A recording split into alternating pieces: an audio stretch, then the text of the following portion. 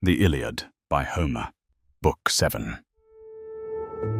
You're listening to Classics Made Clear, classic texts translated with accuracy and accessibility for today's listener. Please like, subscribe, leave a comment, and share these videos with your friends. So Hector, the shining hero, spoke and rushed out through the gates. With him went his brother Alexandros, that is Paris. In their hearts, both men were eager to fight and take their part in the battle. It was like when a god sends a good wind to sailors who have been praying for help. They have worn themselves out rowing across the sea with smooth oars, and their arms are weak from the effort. In the same way, these two men appeared to the Trojans, who had been longing to see them. Each of them killed a man. Paris killed Menestheus, who lived in Arne. He was the son of the club-fighting lord Areithous and ox-eyed Philomedusa. Hector struck Aeneas with his sharp spear beneath the rim of his shining bronze helmet, hitting him in the neck and taking the strength from his limbs. Then Glaucus, son of Hippolochus and leader of the Lycian warriors, struck Iphinous with his spear in the fierce battle. Iphinous, the son of Dexius, was jumping up behind his swift horses when the spear hit his shoulder. He fell from the chariot to the ground, and the strength left his limbs. When the goddess bright-eyed, Athena saw these men destroying the Argives in the hard fighting. She rushed down from the peaks of Olympus toward sacred Troy. Apollo saw her coming from Pergamos, for he wanted victory to go to the Trojans. The two gods met beside an oak tree. Lord Apollo, the son of Zeus, spoke to her first. "Why have you come again with such urgency, daughter of great Zeus? What strong desire drove you down from Olympus? Is it so that you can give the Danaans victory in battle? You have no pity at all for the Trojans who are dying. But if you would listen to me, it would be much better. For today let us stop the fighting and the war. Later they can fight again, until the end comes that fate has set. But if you would listen to me, that would be far better. For now, let us stop the war and the fighting today. Later they can fight again, until they reach the end that will decide the fate of Troy. For it is dear to the hearts of you immortal goddesses that this city should one day be destroyed." Then bright-eyed Athena answered him and said, "Far-shooting god, let it be so. These were the very thoughts I had as I came down from Olympus to the Trojans and the Achaeans. But come, tell me how you plan to stop the fighting of these men." Then Apollo, the son of Zeus, spoke to her again. "Let us stir up the strong spirit of Hector, tamer of horses, so that he calls out one of the Danaans to fight him, one man against one man in harsh battle. Then the bronze-armored Achaeans, stirred by pride, will send out one of their best men to fight glorious Hector." He spoke, and bright-eyed Athena did not refuse him. Now Helenos, the beloved son of Priam, understood in his heart the plan that pleased the wise gods. He went and stood beside Hector and spoke to him. "Hector, son of Priam, whose wisdom is like that of Zeus, would you listen to me? For I am your brother. Make the rest of the Trojans sit down, and all the Achaeans as well. Then you yourself should challenge the best of the Achaeans to fight you man to man in terrible combat. For it is not yet your fate to die or meet your destined end. I heard this myself in the voice of the everlasting gods." So he spoke. When Hector heard this, he was very glad. He walked out into the open space and held back the Trojan ranks, gripping his spear in the middle until they all sat down. And Agamemnon made the strong-greaved Achaeans sit down as well. Then Athena and Apollo of the silver bow took the shape of birds like vultures and settled high on the great oak tree of their father, Zeus of the sacred mantle. They sat there with pleasure, watching the men below. The ranks of warriors stood close together, bristling with shields, helmets and spears. It was like when the west wind suddenly rises over the sea and sends a ripple across the water, and the dark waves spread beneath it. In the same way, the ranks of Achaeans and Trojans sat dark and thick across the plain. Then Hector stood between the two armies and spoke. "Listen to me, Trojans and strong, grieved Achaeans, while I say what the heart inside my chest urges me to say. Zeus, the son of Kronos, who sits high above, has not brought our sworn oaths to fulfillment. Instead, he plans trouble for both sides until one of these things happens. Either you capture well-walled Troy, or you yourselves are destroyed beside your seafaring ships. But since the bravest of all the Achaeans are among you, let whichever man feels the courage in his heart come forward and fight me alone, face to face. These are the terms I offer, and let Zeus be our witness. If that man kills me with his sharp bronze weapon, let him strip off my armor and carry it back to the hollow ships. But let him give my body back to my people, so that the Trojans and the wives of the Trojans may burn me on the funeral fire. But if I kill him, and Apollo grants me the glory, I will strip off his armor and carry it to sacred Troy, and hang it in the temple of far-shooting Apollo. Yet I will return his body to the well-benched ships, so that the long-haired Achaeans may bury him and raise a mound for him beside the wide Hellespont. And someday, a man of later generations will say, while sailing in a well-benched ship across the wine-dark sea, "This is the burial mound of a man who died long ago in battle, a man who was among the bravest, and glorious Hector killed him." So someone will say someday, and my glory will never die. So he spoke, and they all fell silent. They were ashamed to refuse his challenge, yet afraid to accept it. At last Menelaus stood up and spoke to them, scolding them harshly, his heart groaning with anger. "Shame on you, boasters of Achaea, no longer men but women. This will be a terrible disgrace for us if no one among the Danaans goes out to face Hector. You might as well turn into water and dust, all of you, sitting there with no courage and no honor.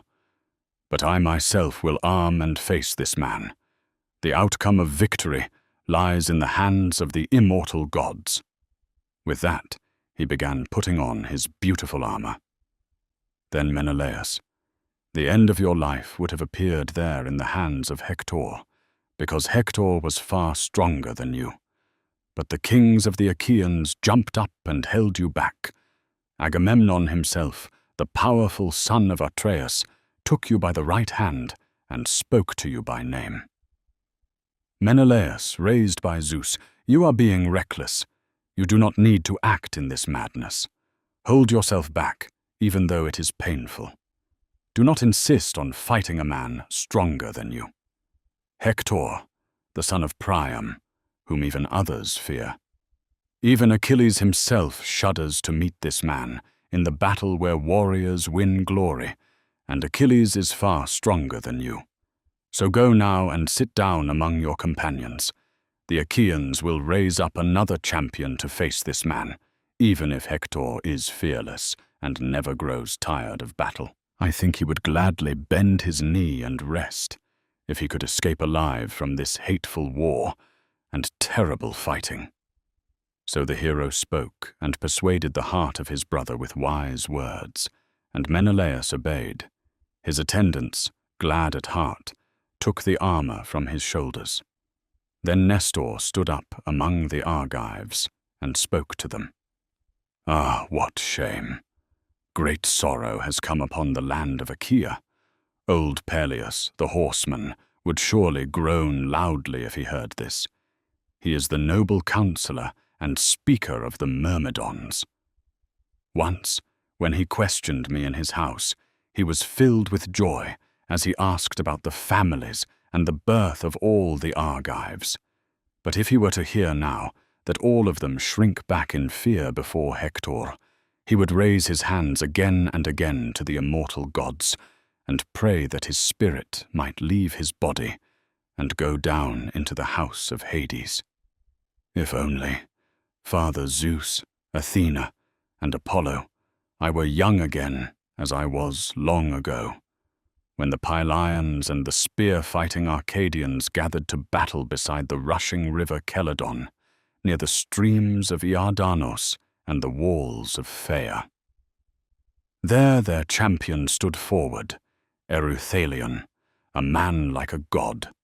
On his shoulders he wore the armor of the Lord Areithous, the great Areithous, whom men and fair-belted women called the club fighter.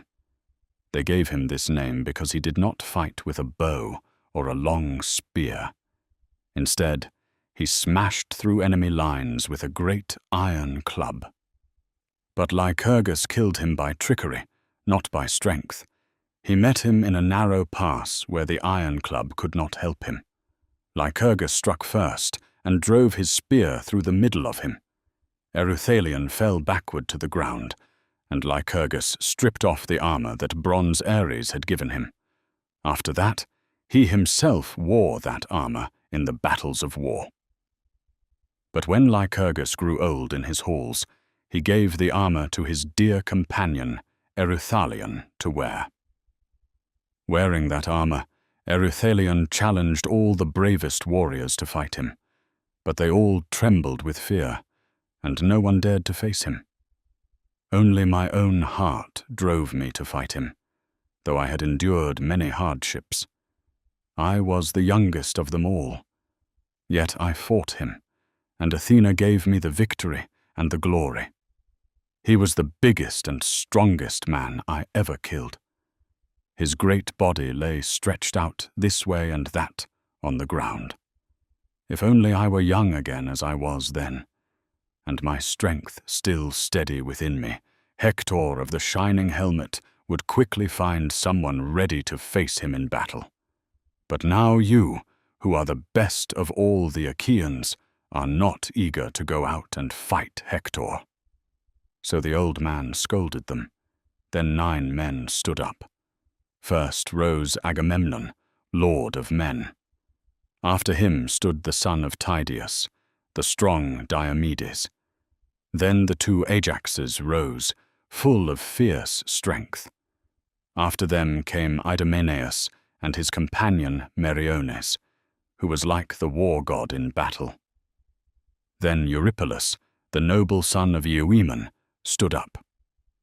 After him rose Thoas, the son of Andrymon, and brilliant Odysseus. All of them were willing to fight glorious Hector. Then the Gerenian horseman Nestor spoke to them again. Now cast lots among yourselves to see who will be chosen. The man whom the lot selects will bring joy to the strong, grieved Achaeans, and he himself will rejoice in his heart if he comes safely out of the hateful battle and bitter fighting. So he spoke. Each man marked his lot and threw it into the helmet of Agamemnon, son of Atreus. Then the people prayed and lifted their hands to the gods. Then a man would pray like this while looking up into the wide sky. Father Zeus, let the lot fall to Ajax, or to the son of Tydeus, or to the king himself of rich Mycenae. So they spoke. Then Nestor, the Gerenian horseman, shook the lots. Out of the helmet leapt the lot they all had hoped for, the lot of Ajax. A herald carried it through the whole crowd and showed it to the leaders of the Achaeans, from left to right. Each man looked at it and said it was not his, since they did not recognize the mark. But when the herald came to the man who had marked it and thrown it into the helmet, glorious Ajax, Ajax held out his hand. The herald stood beside him and placed the lot in it. Ajax looked at the mark and knew it. His heart was filled with joy. He threw the lot down on the ground beside his foot and spoke to them. "My friends, the lot is mine, and I am glad in my heart, because I believe I will defeat glorious Hector. But now, while I put on my armor for battle, you should pray to Zeus, the son of Cronos, our Lord. Pray quietly among yourselves, so that the Trojans will not hear you, or pray out loud if you wish, since we fear no one. No man will drive me back by force against my will, nor defeat me by trickery. I do not believe that a man born and raised in Salamis is such a beginner." So he spoke, and they prayed to Zeus, the son of Cronos. A man would say while looking up into the wide sky, "Father Zeus, who rules from Mount Ida, greatest and most glorious, grant that Ajax win the victory and the shining glory. But if you truly love Hector and care for him, then give equal strength and honor to both of them." So they prayed, while Ajax armed himself in shining bronze. When he had put on all his armor around his body, then he stepped forward, huge and powerful, like the war god Ares when he goes into battle among men whom the son of Cronos has driven to fight in heart-destroying hatred. So Ajax moved forward, towering, the great shield of the Achaeans. A fierce smile showed beneath his dark brows as he walked with long strides, shaking his long shadowing spear in his hand. The Argives rejoiced when they saw him, but a terrible trembling came over the Trojans, and the knees of every man shook. Even Hector felt his heart pounding inside his chest. Yet he could not shrink back or return to the crowd of his men, because he had already challenged the enemy to battle. Ajax came close to him, carrying a shield like a wall, a great shield of bronze covered with 7 layers of oxhide. Tychios had made it for him, the best leather worker who lived in Hyle. He had crafted the shining shield from the hides of strong bulls, laying 7 layers of hide and hammering an 8th layer of bronze over them. Holding this shield before his chest, Telamonian Ajax stood very near Hector and spoke to him with threatening words. "Hector, now you will surely learn, man against man, what kind of champions stand among the Danaans, even after Achilles, the lion-hearted breaker of men. But he lies now beside his curved ships, angry with Agamemnon, the shepherd of the people. Still, there are many of us who can face you, so begin the battle and the fight." Then great Hector of the shining helmet answered him, "Ajax, son of Telamon, born of Zeus and leader of the people, do not test me as if I were a weak boy or a woman who knows nothing about the works of war. I know well how to fight and how to kill men in battle. I know how to turn my oxhide shield to the right and to the left, the tough shield that protects me in battle. I know how to charge into the clash of swift chariots. I know how to step forward in the deadly dance of war. But even though you are such a man, I do not want to strike you secretly while watching for my chance. I will face you openly, if I can hit you." So he spoke, and after balancing it, he hurled his long shadowing spear. It struck the terrible 7-fold oxhide shield of Ajax at the outer bronze layer, the 8th layer that covered it. The powerful bronze point tore through 6 layers, but was stopped in the 7th hide. Then Ajax, born of Zeus, hurled his own long shadowing spear. It struck the great round shield of Priam's son. The heavy spear passed through the shining shield and drove through Hector's beautifully made armor. It sliced through his tunic beside his flank, but Hector twisted aside and escaped dark death. Both men then pulled out their long spears and rushed at each other like lions that eat raw flesh, or like wild boars whose strength is not small. Priam's son struck the middle of Ajax's shield with his spear, but the bronze point did not break through. Instead, the spearhead bent back. Then Ajax leapt forward and drove his spear into Hector's shield. The spear went all the way through and pushed Hector back in his attack. The blade tore along his neck, and dark blood flowed out. But even then, Hector of the shining helmet did not stop fighting. He stepped back and picked up a huge stone from the plain, black, rough, and heavy. With it, he struck the terrible seven-fold ox-hide shield of Ajax in the center boss, and the bronze rang loudly around it. Then Ajax lifted an even greater stone. He swung it and hurled it, throwing it with tremendous force. The rock struck Hector's shield like a millstone and smashed it inward. Hector's knees gave way, and he fell backward on his back with the shield pressed over him. But Apollo quickly lifted him back to his feet. Then the two men would have begun stabbing each other with their swords at close range, if the heralds had not come between them. Messengers both of Zeus and of men, one from the Trojans and one from the bronze-armored Achaeans.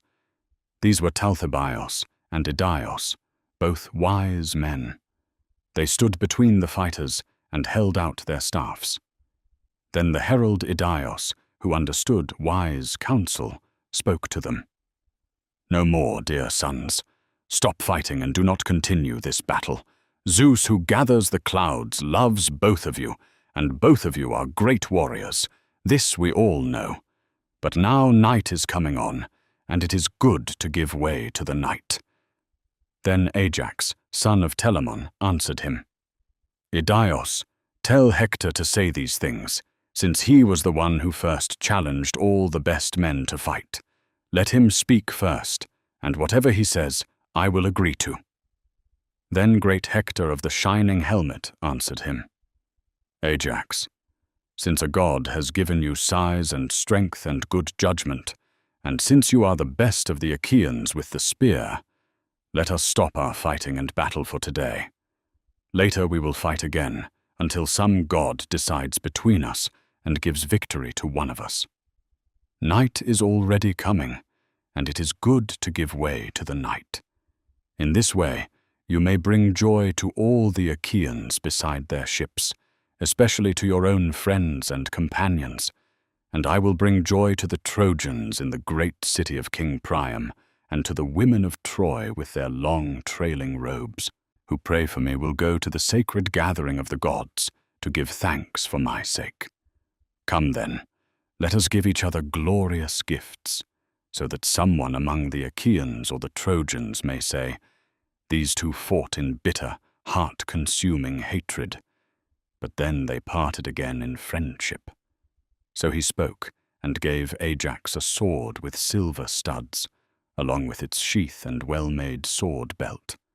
Ajax in return gave him a shining war belt dyed deep purple. Then they parted. Ajax went back among the Achaean army, while Hector returned to the crowd of the Trojans. They rejoiced when they saw him coming back alive and unharmed from the battle, having escaped the strength and powerful hands of Ajax. They led him back toward the city, amazed that he had survived.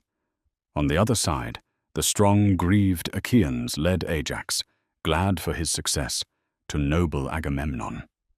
When they reached the shelters of the son of Atreus, Agamemnon, lord of men, sacrificed a 5-year-old bull to mighty Zeus, son of Cronos. They skinned the animal and prepared it, cutting it up carefully.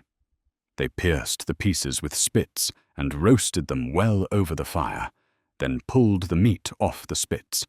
When they had finished the work and prepared the meal, they feasted, and no one lacked an equal share of the food. Agamemnon, son of Atreus and wide-ruling king of men, honored Ajax by giving him the long cuts from the backbone. After they had satisfied their desire for food and drink, the old man Nestor began to offer his counsel. Before this as well, his advice had always seemed the best. Thinking wisely for their good, he stood and spoke to them. son of Atreus, and you other leaders of all the Achaeans. For many long-haired Achaeans have died, whose dark blood fierce Ares has scattered beside the flowing waters of the river Scamander, and their souls have gone down to the house of Hades. So at dawn we should stop the fighting of the Achaeans. Then we ourselves will gather the dead here and carry the bodies with oxen and mules. We will burn them a little apart from the ships, so that each man may carry the bones back to his children when we return to our fatherland. Then let us heap up a single mound around the pyre, gathering earth from the plain without distinction.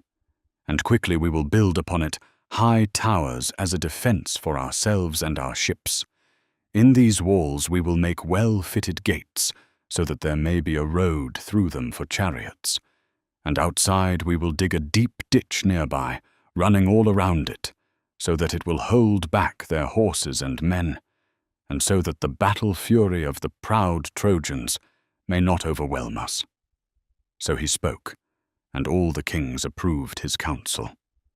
Meanwhile, the Trojans also held an assembly high in the city of Ilium, a troubled gathering before the doors of Priam's palace. Among them the thoughtful Antenor began to speak. Trojans and Dardanians and allies in arms, listen to me, while I speak what my heart urges within my chest. Come now, let us give back Argive Helen and all her possessions to the sons of Atreus to take away. As things stand, we fight after breaking the sworn oaths, and I do not expect any good outcome for us unless we do this. After speaking, he sat down again. Then godlike Alexandros, the husband of beautiful-haired Helen, stood up among them and answered him. Antenor, what you say is no longer pleasing to me. Surely you know how to think of a better argument than this. But if you truly speak this seriously, then the gods themselves must have destroyed your mind. But I will speak among the horse-taming Trojans. I say plainly that I will not give back the woman. Yet the possessions I carried away from Argos to our house, I am willing to give them all back, and even add more from my own wealth. So he spoke and sat down again. Then Priam, son of Dardanos, rose among them, a man whose counsel was equal to that of the gods.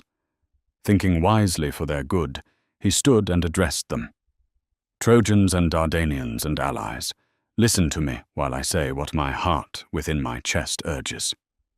For now, take your supper throughout the city, as you have done before. Remember also to keep watch, and let each man stay alert.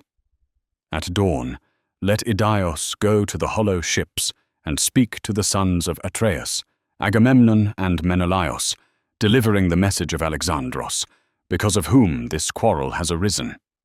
And tell them this firm proposal also. Ask whether they are willing to stop the painful fighting until we burn the bodies of the dead. After that, we will fight again, until some god decides between us and gives victory to one side or the other. So he spoke, and they listened carefully and obeyed him. They took their supper through the army, watch succeeding watch.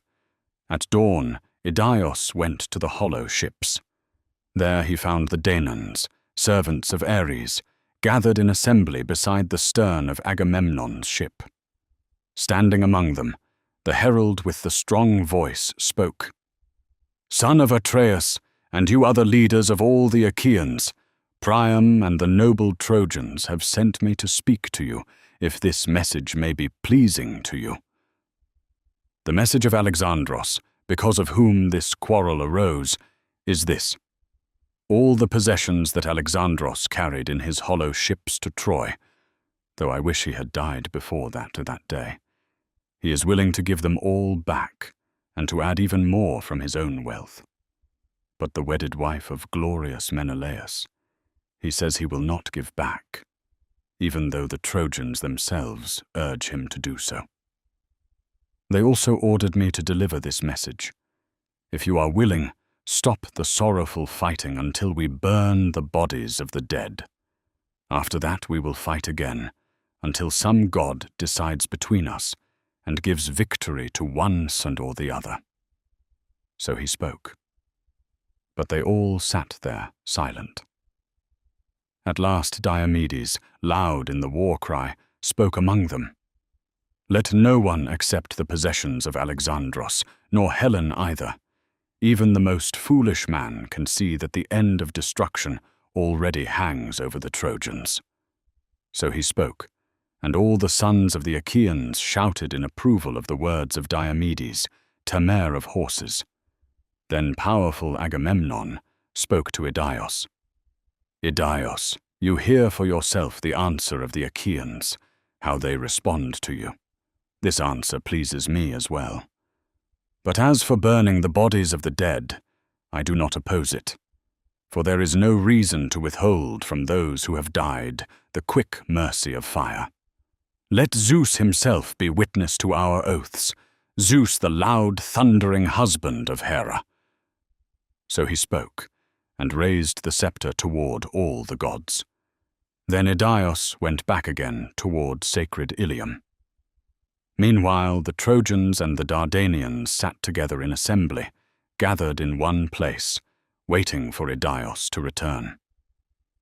When he came back, he stood among them and reported the message. Then they quickly began making their preparations. On both sides they set to work, some going to gather the bodies of the dead, others to collect wood for the fires. The Argives, from the side of their well-benched ships, did the same. Some gathered the bodies, and others brought firewood. Then the sun of the new day rose over the fields, coming up from the deep-flowing stream of ocean and climbing into the sky. The two sides came together to meet. It was difficult for them to recognize each fallen man. They washed the dark blood from the bodies with water and lifted them onto wagons, shedding warm tears as they worked.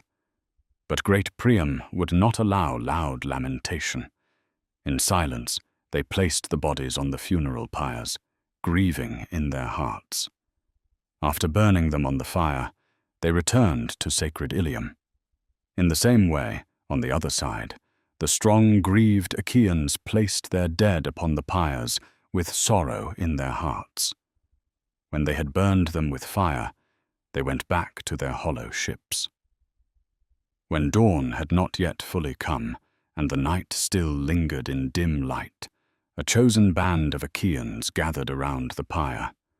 They heaped up a single mound above it, gathering earth from the plain without distinction.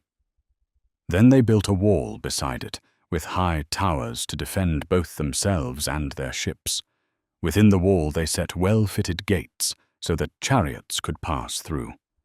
Outside it, they dug a deep trench, wide and large, and planted sharp stakes within it. So the long-haired Achaeans labored. Meanwhile the gods sat beside Zeus the Thunderer, and watched the great work of the bronze-armored Achaeans. Then Poseidon, the Earth-shaker, began to speak among them. "Father Zeus, is there any mortal left upon the wide earth who will still declare his mind and purpose to the immortals?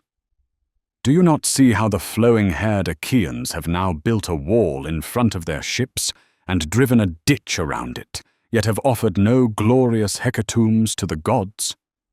The fame of this work will spread as far as the dawn spreads its light, and men will forget the wall that I and Phoebus Apollo built with our labor for the hero Laomedon." Then Zeus, who gathers the clouds, answered him, greatly troubled. "Earth-shaker, mighty one, what a thing you have said. Some other god might fear such a thought, one far weaker in strength and spirit than you. But your fame will endure as far as the dawn spreads its light. So then, when the flowing-haired Achaeans sail away with their ships to their beloved fatherland, break their wall apart and cast it all into the sea.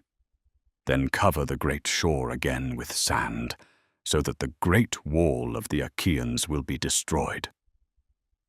While they spoke to one another in this way, the sun set, and the work of the Achaeans was finished. They slaughtered oxen beside their huts and prepared their evening meal. Meanwhile, many ships arrived from Lemnos carrying wine. These had been sent by Euaeus, the son of Jason, whom Hypsipyle had borne to Jason, the shepherd of the people. He had sent 1,000 measures of wine as a special gift to the sons of Atreus, Agamemnon, and Menelaus. From there, the rest of the flowing-haired Achaeans bought wine, some trading bronze, others shining iron, others skins or whole oxen, and some even trading captive slaves. Then they prepared a rich feast. All night long the flowing-haired Achaeans feasted, and the Trojans and their allies feasted throughout the city. But all night long Zeus, master of councils, planned trouble for them, thundering terribly.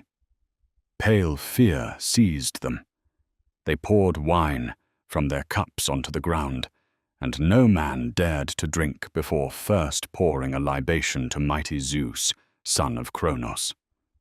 Afterward, they lay down and received the gift of sleep. You're listening to Classics Made Clear, classic texts translated with accuracy and accessibility for today's listener. Please like, subscribe, leave a comment, and share these videos with your friends.